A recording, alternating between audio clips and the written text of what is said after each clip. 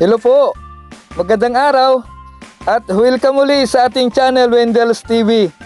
Panibagong tutorial na naman guys yung nais kong i-share sa inyo. Ito po ay kung paano po mag-pattern ng isang short na pangbabae na with garter. At ito po ay request ng ating subscriber na si Ma'am Merlin Vargas. Yan po yung kanyang request. Yan. So si Ma'am Merlin Vargas ay isa po sa member ng ating channel membership. So salamat Ma'am Merlin Vargas sa pagpamember nyo po. At ito na po ang inyong request. Sana po ay makatulong po sa inyo sa inyong pag-aaral ng pag-pattern. So tara guys, samahan nyo ako sa ating gagawin na paggawa ng pattern ng short with garter na pangbabae.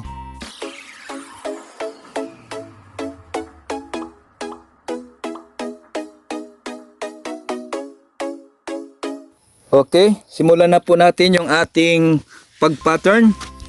Guguhit lang po tayo dyan ng 1 inch, 1 inch din dito. Yan, din ating i-connect. Yan. Then, ang ating gagawin ay medium size. So, ang crotch po niyan ay 10. Yung kanyang hips naman ay 38. At yung kanyang length naman ay 14.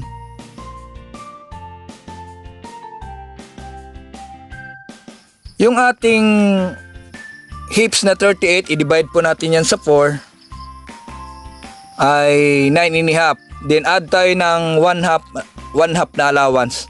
So 9.5 plus 1 inch, 10.5. Yan. Ilagay natin sa gilid ang 10.5. Then guhitan natin. Yan, dito rin 10.5. Okay, dito rin 10.5. Yan, at straight lang natin yung line.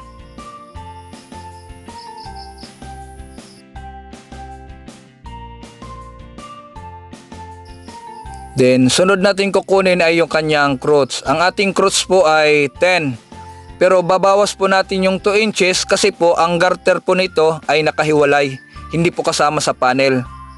Okay, so yung 10 magiging 8 na lang.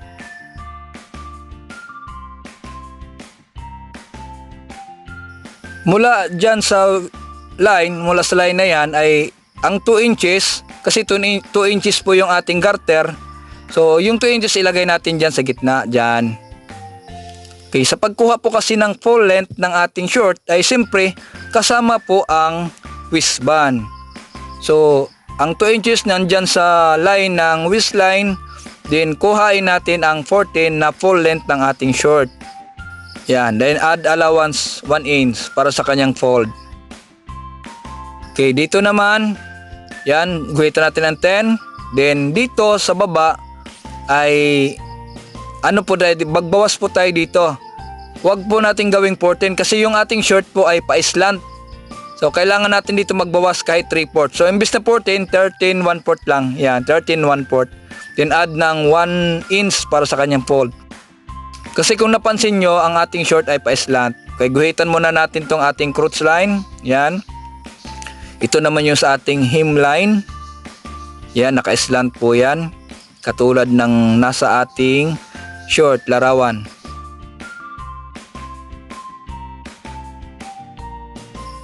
Then, sa pagkuha po ng hips niyan, ay hatiin nyo lang po. Hatiin nyo mula dyan sa line ng ating waistline, dyan, hanggang dyan sa cross line, hatiin nyo lang. Yan. Tapos, baba kayo ng 1 inch or 1.5. Dyan po yung ating hip line. Yan. Sulatan natin, waistline, hip line. Ito po ay crotch line. Ito naman kanyang hem line. Yan. Okay, dito naman sa ating crotch line, mula dyan sa guhit na straight, abanti lang po kayo ng 1 3/4. Yan, kasi short po ito na de-garter. 1 3/4 po, ganyan. Tapos dito sa baba ay pwede na po dyan kahit mga 1 1/4 lang. Yan, 1 1/4 dito sa baba, sa kanyang hem. Yan, ganun din sa kanyang fold allowance ay 1 and 1/4 din ang inyong gagawin. Yan, tapos i-connect na natin. Okay, ganyan. Tapos yan, medyo pa slant. Yan. Okay, dito naman sa kanyang cross, wag masyadong pa-curve. Ayaw po ng mga babae ng masyadong nakalubo dyan. So, mula dyan sa cross line, abanti lang kayo ng mga 2.5 or 3 inches. Yan. Then, gamit kayo ng G-curve. So, wag yung masyadong curve ng G-curve ang inyong gagawin, ha. Hanapan nyo ng magandang anggulo na hindi masyadong curve ang inyong cross. Kasi ayaw po ng mga babae na nakalubo po yung kanilang harap. Yan, ganyan po yung ating cross. Okay, dito naman sa baba tayo dyan ng mga 1/2. Yan, 1/2 lang. Then i-connect natin sa dulo. Yan, yan po yung ating para sa ating waistline, yung paglalagyan ng garter. Okay, sa atin naman pocket ay depende na po sa inyo kung gaano kalaki. So, pero sa akin dyan, gawin ko lang dyan ng mga 2.5. Yan. So, sa baba naman ay 5 inches. So, nagdidepende po sa inyo, ha. Kayo na po ang masusunod dyan kung gaano kalaki ang inyong pocket. Yan, 5 inches lang ako dyan. Tapos 2.5 sa taas. Tapos gamit po kayo ng hip curve. Kailangan medyo pa-curve ng konti. Huwag yung straight kasi parang pangit pag straight po. Yan, ganyan lang po yung ating pocket. Okay, sa pagporma naman ng pocket, kung yung pocket bag nyo, kung gaano kalaki, kayo rin na rin ang bahala no, kung gaano kalaki yung pocket bag nyo. So, sa akin ay inano ko lang to. Yan, para meron kayong at least idea sa ating pocket bag. So, pwedeng tapal. Pwede rin namang mas maganda niyan kung nasa ilalim ang anyong pocket. Huwag pong tapal. Yan. At ikakat natin to para makagawa tayo ng para sa kanyang back. Okay. So, sa gilid-gilid, meron na pong allowance yan. Huwag na kayong maglagay. So, dito sa ibabaw, yan, mag-allowance kayo dyan ng 1/2 or 3/8. Yan. Sa gilid, wag na kasi naglagay na tayong kanina, di ba? Nag-add na tayo ng 1/2 dyan. Yan. Sundan na lang natin yung ating pattern, yung ating drawing ng ating pattern.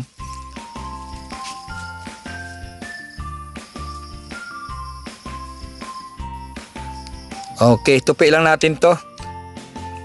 Dito tayo gagawa ng kanyang back panel. So sa paggawa po ng back panel ay kailangan po mas malaki ng bahagya yung back kaysa doon sa front. Huwag nyo pong ipapantay yung gilid ng inyong front panel. Kailangan po naka-abante po siya ng at least 1/2. Ganyan po 1/2. So inuulit ko, huwag nyong ipapantay yung side. Kailangan mas malaki yung back ng bahagya kaysa ating front. So yan, gayahin na po natin yan. Yan, yung gilid. Kaya yung gilid natin dito, yan sa ating crotch, straight lang natin ito muna. Ganyan, para meron kayong idea. Sa baba din, straight natin. Yan. Simulan na natin yung paggawa ng back.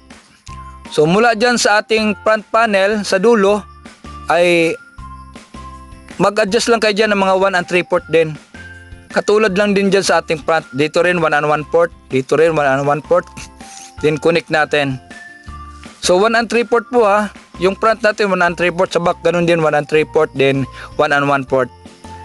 Then sukatin nyo yan, sukatin nyo. Kung gaano kalaki yung sa front na yan, dapat yung sa back ganun din. Para pag pinagtapat na po yan ay tugma po. Yan. Then dyan kayo magsimulang mag-curve. So wag masyadong palalim ang curve. Tansyahin nyo yung maganda ang klase, yung maganda yung pagka-curve ng ating mga back. Yan, dito idiretso lang natin yan.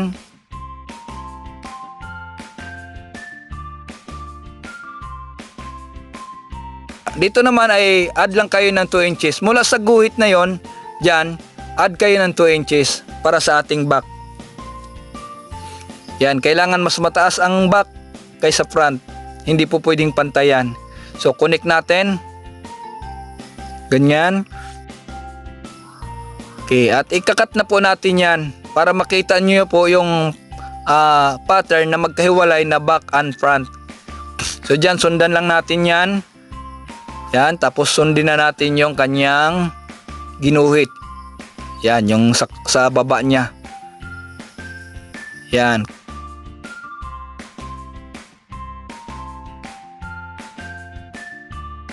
So, kung gusto nyong gumawa ng pattern ng medium size, gayahin nyo lang po ito, yung pattern na ito. At makakagawa na po kayo ng para sa medium size na pangbabae. Mag-cut na lang din tayo ng para sa kanyang pocket para medyo papaano ay may idea kayo sa pag-cut ng kanyang pocket. So, hindi ko na lang ipapakita sa inyo kung paano ko ginawa. Okay, ito po ko yung kanyang pattern ng kanyang pocket. So, madali lang naman ang paggawa ng pocket bag. Yan. Pwede nyong lagyan niya ng piecing, pwede ring hindi na, depende na po sa inyo. Kung magkakulay naman yung panel at saka yung pocket bag, ay huwag nyo nang lagyan ng piecing. So, ganyan lang naman. Yan. So, ganyan lang yung ating short. Tapos, saka nyo ikakabit yung waistband. Okay, nagdidepende na sa inyo kung gaano kalapad, kaliit yung inyong pocket, kung pa-curve ba o pa-straight ba ang pocket opening. Kayo na po ang bahala dyan. Okay, at gupit lang po tayo ng ng para sa kanyang waistband.